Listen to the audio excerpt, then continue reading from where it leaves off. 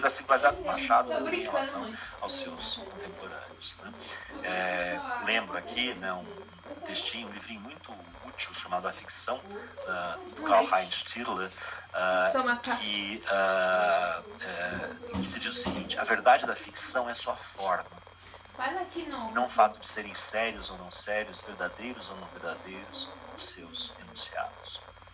Acho que essa é uma formulação, né, que acho que preside um pouco né, toda a discussão que o Machado faz entre o que é verdade, né, o que está sendo inventado, né, isso é recorrente, né, nos escritos dele, e isso é muito impressionante, né, o que é artifício, né, chamar a atenção para o artifício, para a convencionalidade, né, quer dizer, importa mais, né, a forma, né, o modo, digamos assim, como aquilo está, aquilo se constitui, né, do que a relação daquilo, se aquilo é verificável ou não, né, os enunciados são verificáveis ou não na realidade, ou empiricamente. Né? Você pode ter uma enorme verdade sacudida, né, a partir, né, por exemplo, né, de um texto fantástico, né, que não né, ele não tem uma correspondência, aquilo não tem uma correspondência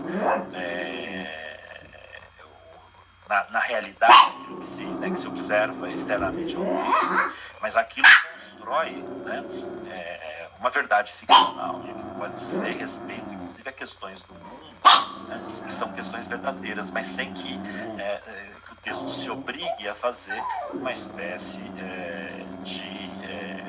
que seja uma espécie de reflexo, né, daquilo que se observa na realidade.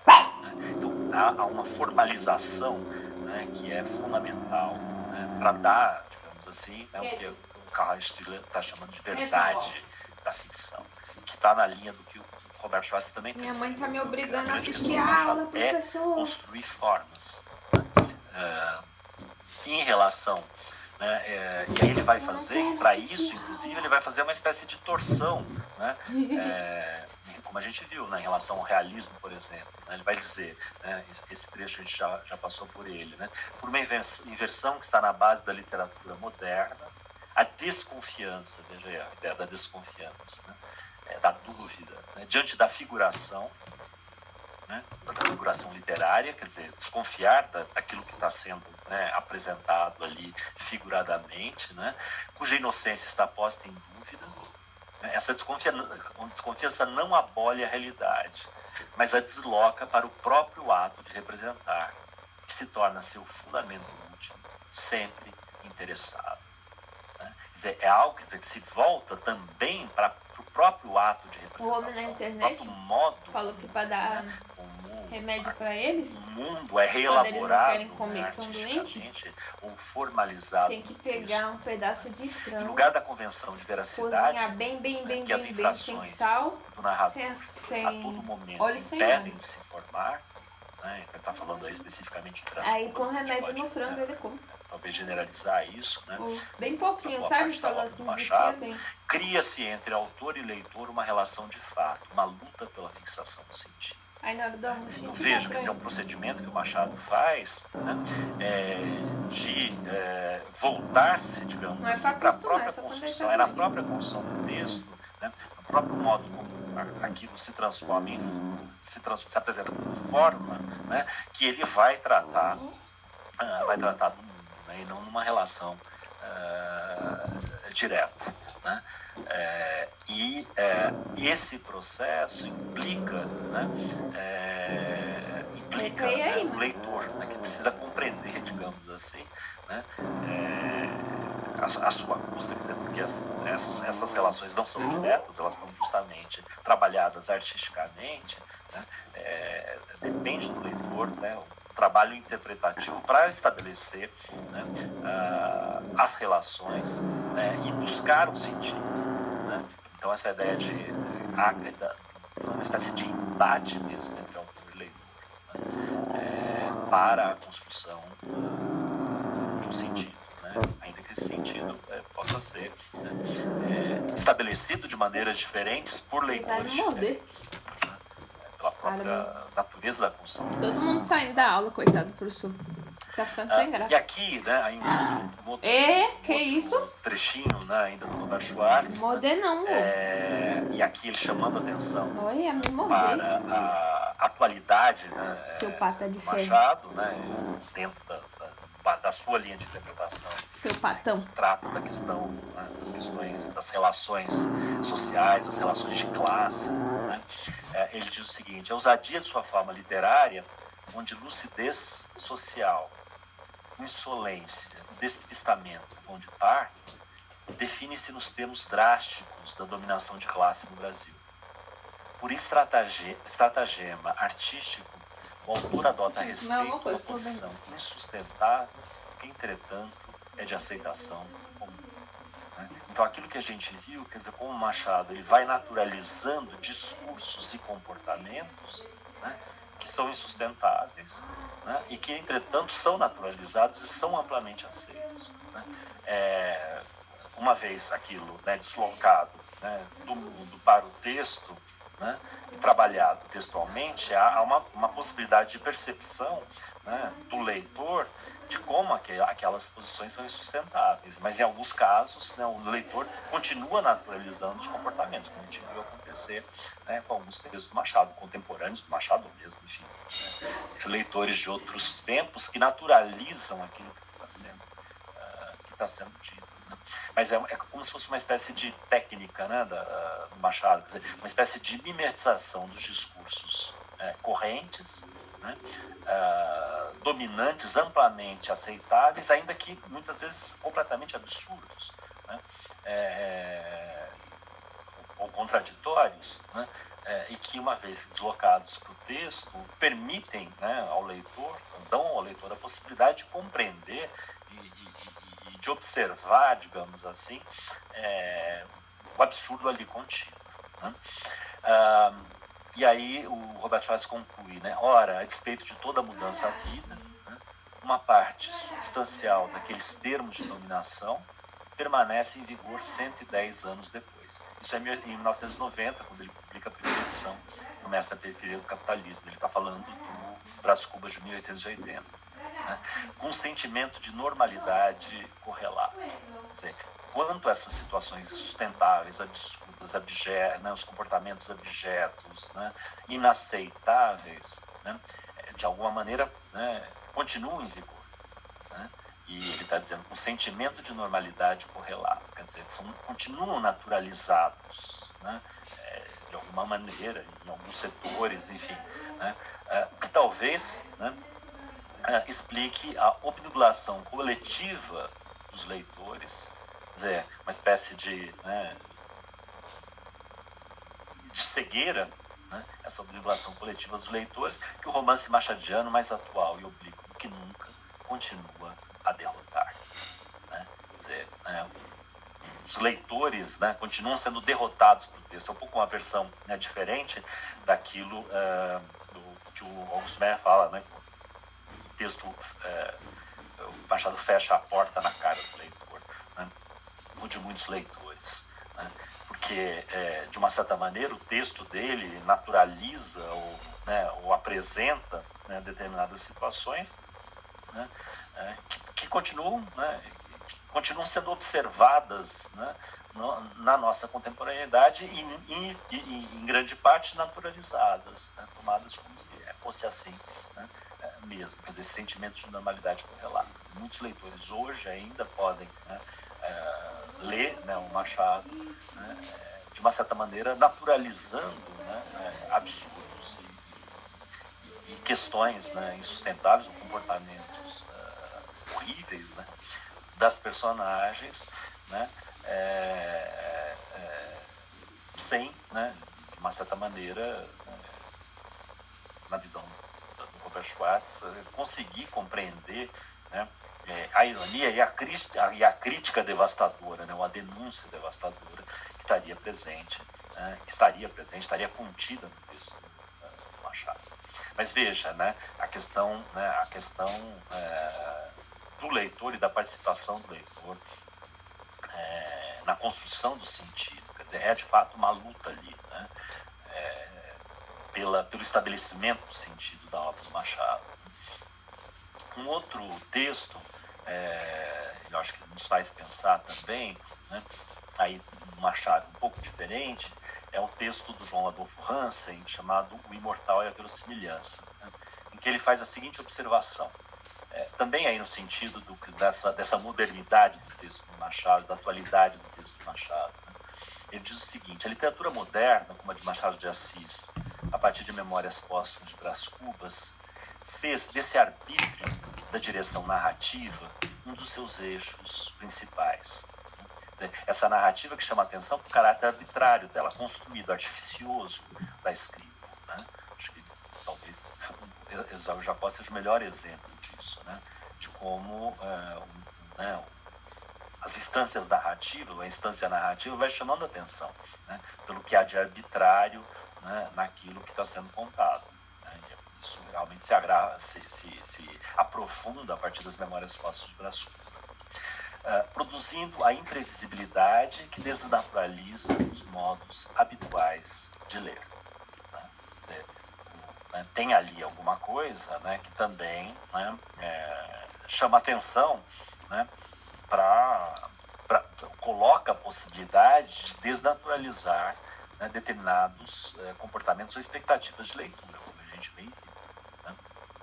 No final do século XIX, os sistemas de representação considerados suficientes até então para estabelecer a adequação, né, como a linguagem, né, então a representação do mundo, quer dizer, aquilo que era considerado suficiente, né, uma correspondência mais ou menos direta entre aquilo que está representado, né, e os elementos, entre a representação e aquilo que está representado, né, entram em crise com eles a literatura, que deixou de ser semelhante às opiniões tidas por verdadeiras.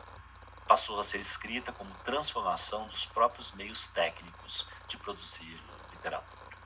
Quer dizer, é uma literatura que reflete sobre o seu próprio, né, sobre os seus próprios artifícios, sobre a sua própria produção.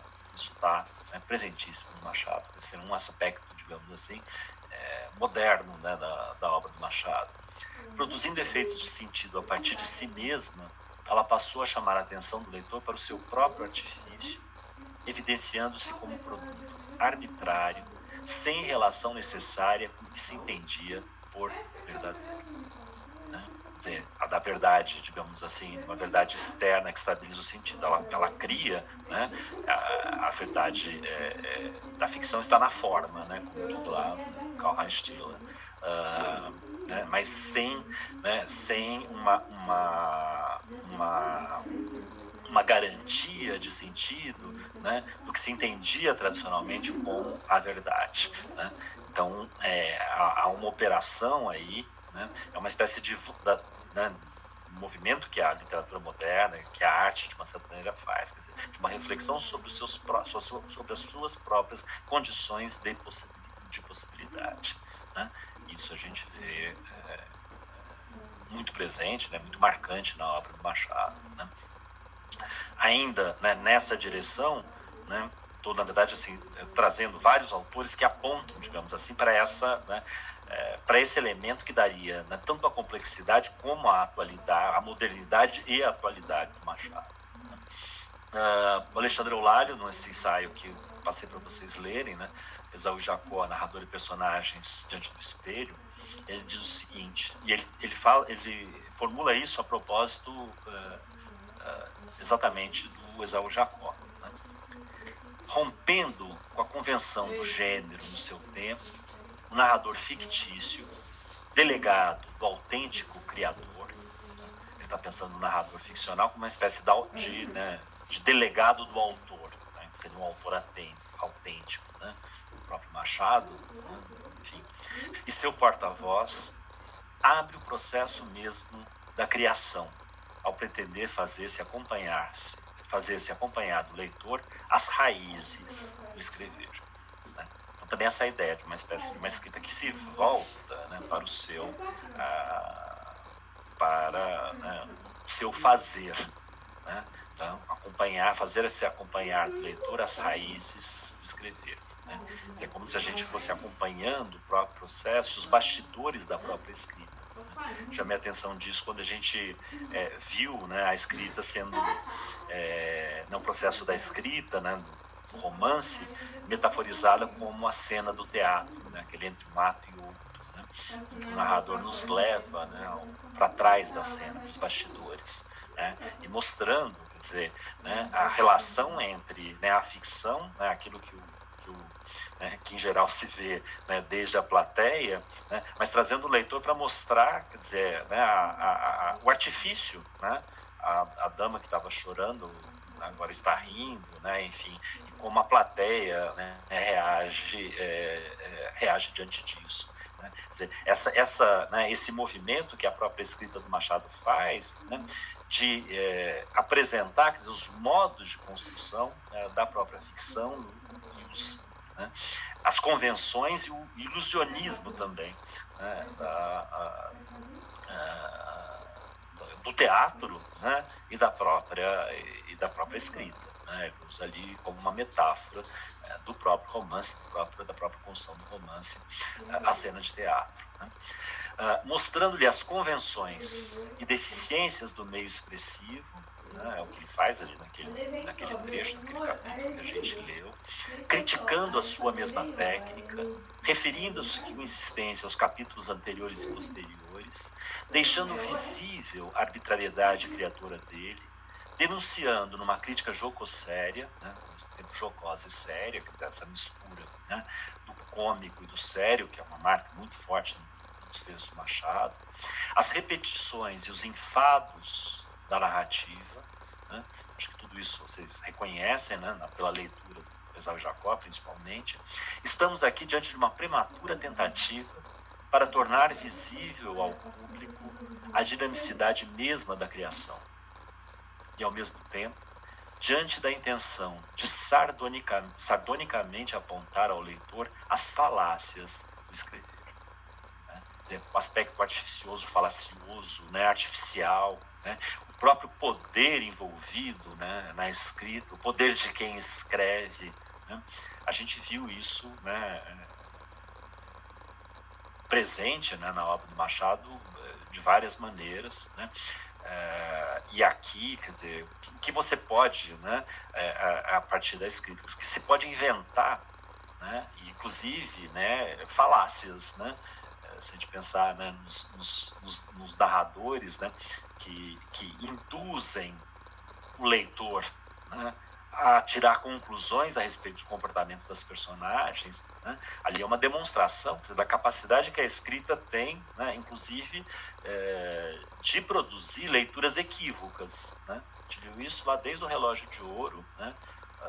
Dom Casmurro é um monumento, né? Nesse sentido, né? As falácias da escrita, a gente viu isso em Americanas, né? Na construção, né, dos indígenas a partir da escrita, ou na redução, né, dos indígenas por meio da escrita, quer dizer, como um instrumento de dominação, né? Enfim, apontar ao leitor as falácias do escrever, ao mesmo tempo narrar uma história e fazer ver o modo capcioso pelo qual se a consegue escrever. O que há de possibilidade de embuste também na própria escrita. É bem evidente para Machado de Assis a consciência de uma crise da narrativa já então se faz clara. Né? Então, quer dizer, por meio desses procedimentos tem algo, quer dizer, de uma crise mesmo, né? Do narrar, né? Uma crise da figura do narrador, né? Que já não é mais o narrador tradicional, né? Que vai contar uma experiência, né? Pensando no famoso texto, né, do narrador lá do Benjamin, do Walter Benjamin, mas um narrador, né, que se volta, né, para o próprio processo da narração, né, e para uma explicitação, né, das arbitrariedades da própria construção narrativa, quer dizer, né, vem trazer uma experiência viva, quer dizer, não é uma narração, no sentido tradicional, né, que vai trazer, né, que seja capaz, digamos assim, de trazer a realidade, né, mas é uma narrativa que reflete sobre as suas próprias condições, né, e da sua própria crise, quer dizer, né, a relação dela né, o sentido, digamos assim, da verdade, né,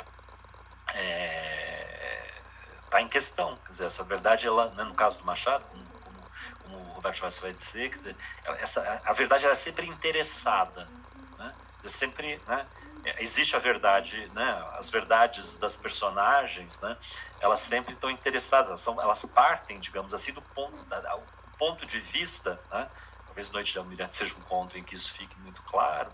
Dizer, essa noção da verdade, essa verdade ela muda, né, ao longo do tempo, ela muda, né, em função dos interesses da personagem, né, a verdade muda, né, em função da posição social e da hierarquia das personagens, né, diante de um determinado hierarquia social, inclusive, das personagens, né, então aí, né, isso incide, digamos assim, né, isso implica uma crise da narrativa, que ela vai ter, né, essa narrativa ela vai comportar várias verdades, né, a verdade da Genoveva, né, a verdade do Deolindo, a verdade do leitor, que é confrontado com essa questão, né, como a gente viu ali, né, quando o Alcides falou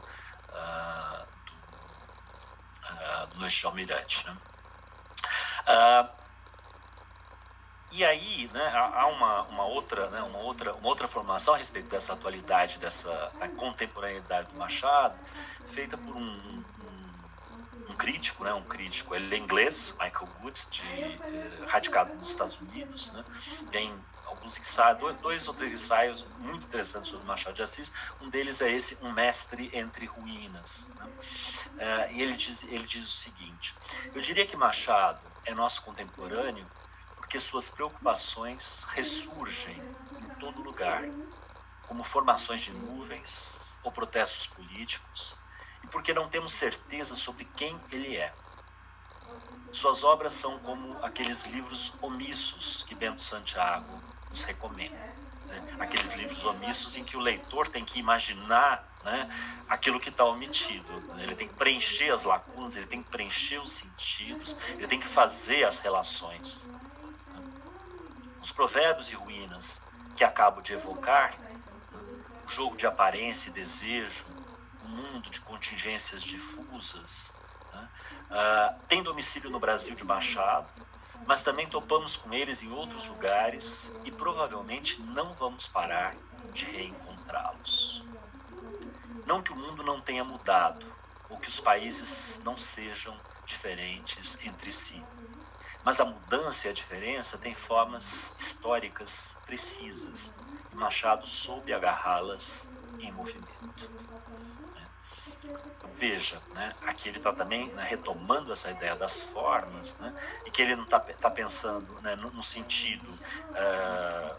está pensando em termos formais, né, mas não no sentido, e ele inclusive está polemizando, né, com a leitura do Roberto Schwartz, no sentido dessa forma, né, que diz respeito a relações singulares, né, da formação social brasileira, né, e do modo de inserção do Brasil no mundo, né, que o Machado teria sido capaz, né, de captar, né, no seu texto, né. O que o Michael Wood está dizendo, sim, né, essas questões elas existem, né, mas elas não têm domicílio, né, no Brasil, apenas no Brasil, né, do Machado de Assis.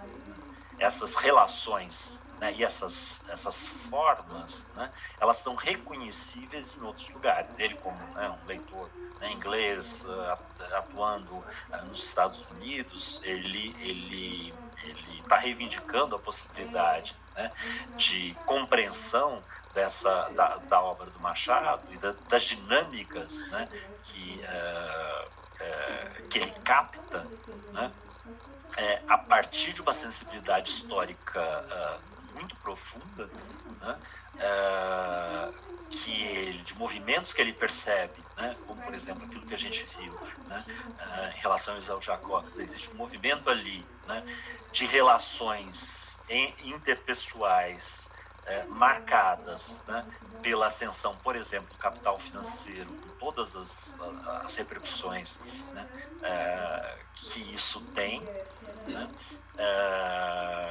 e que são dinâmicas, digamos assim,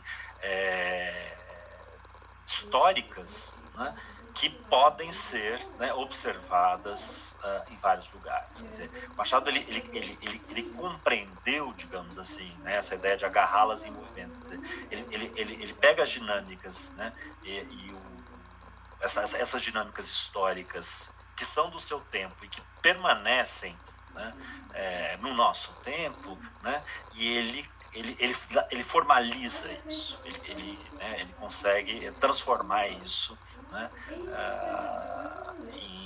em texto, né, dar representação artística a isso, né. Quer dizer, a perenidade, né, e a contemporaneidade do Machado se daria por essa capacidade, né, de apreender, né, movimentos profundos que dizem respeito ao Brasil, mas não só, né, ao Brasil, né, porque eles são visíveis, né, em outros tempos e lugares, né, e transformar isso em texto, né, em romance, em conto, etc, etc. Eu vou parar por aqui, né, porque queria ouvi-los um pouco. Quer dizer, eu coloquei várias questões, né, no sentido de tentar, né, buscar aí uma síntese, né, daquilo que a gente foi vendo ao longo do semestre, né, e queria ouvi-los um pouco. Tabata, diga. Bom dia, professor. Bom dia. Realmente ficou bem mais claro agora esse resumão. E o que me fez pensar numa pergunta, porque Machado são só perguntas, Machado é só perguntas. Enfim, interessante é pensar que ele não traz a verdade, sempre busca essa instabilidade, né?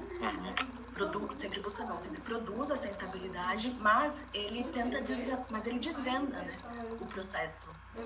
Ele busca desvendar o processo da escrita, tipo, acabando com toda a mágica, né, do romance, da história, até, tipo, chacoalhando o leitor, mostrando, ó, é assim que acontece, pra quem tá atento, né? Eu achei interessante isso, ele não bate o martelo do que ele tá falando, né? Que ele tá narrando, o narrador, mas ele mostra a verdade dos bastidores, né? Sim. Ou tenta, assim. As questões, elas são expostas, né, de uma certa maneira, em sua máxima complexidade, né? Acho que é isso, né? E agora cabe ao leitor, digamos assim, reunir, né, esses elementos e construir, né, produzir uma espécie de interpretação que nunca será definitiva, porque a complexidade, né, daquilo que está sendo colocado, né, aquilo tem tantas possibilidades de leitura e interpretação, né, tem tantos níveis possíveis, né, de compreensão, daquilo que está sendo dito, né, quer dizer, que se torna também uma espécie de dinâmica, né, há uma relação dinâmica aí, entre o texto e o leitor, né,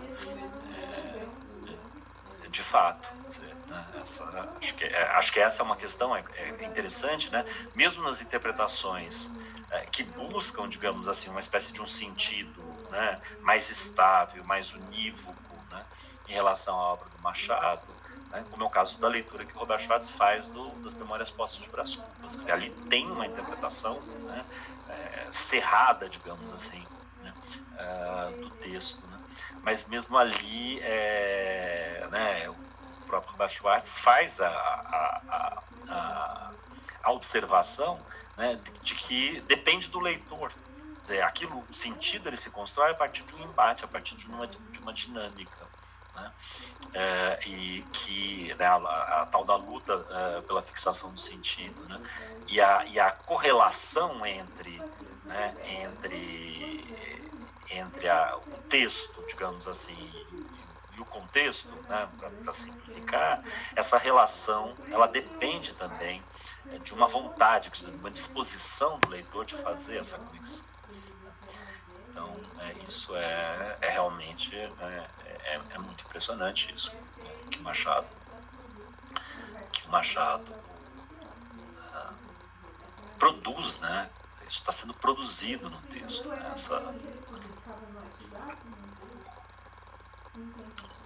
Muito bom, né? Acho que essa observação é perfeita, né? Acho que